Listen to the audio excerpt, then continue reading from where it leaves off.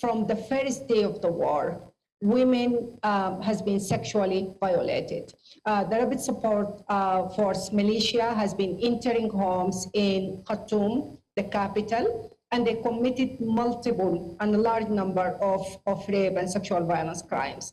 And it continued. But the truth is, sexual violence and rape in Sudan does not happen in a vacuum.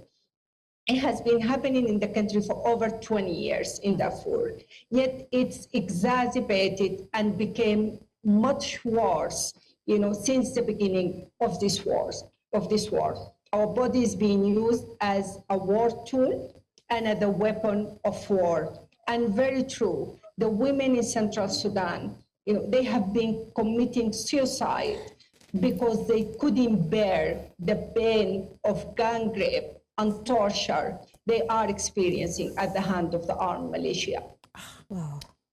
I'm still trying to wrap my head around the fact that over 130 women, because that's the one that we know, had to commit suicide.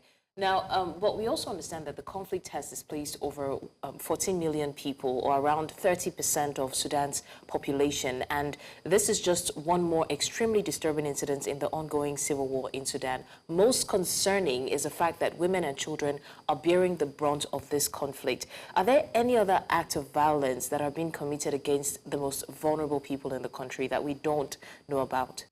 So there is all kinds of violence that is being committed against Sudanese civilians. Women and children are bearing the large part of it.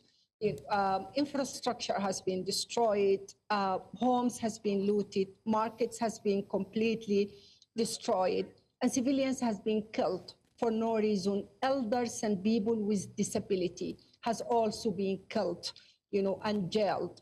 So it's quite horrific situation.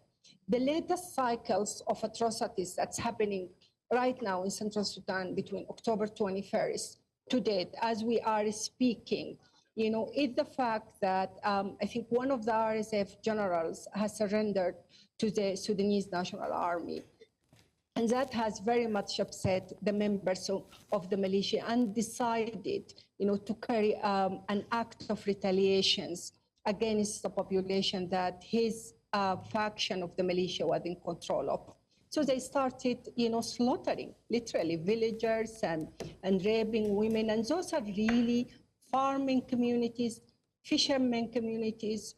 So imagine the level of the trauma that they are going through at the moment.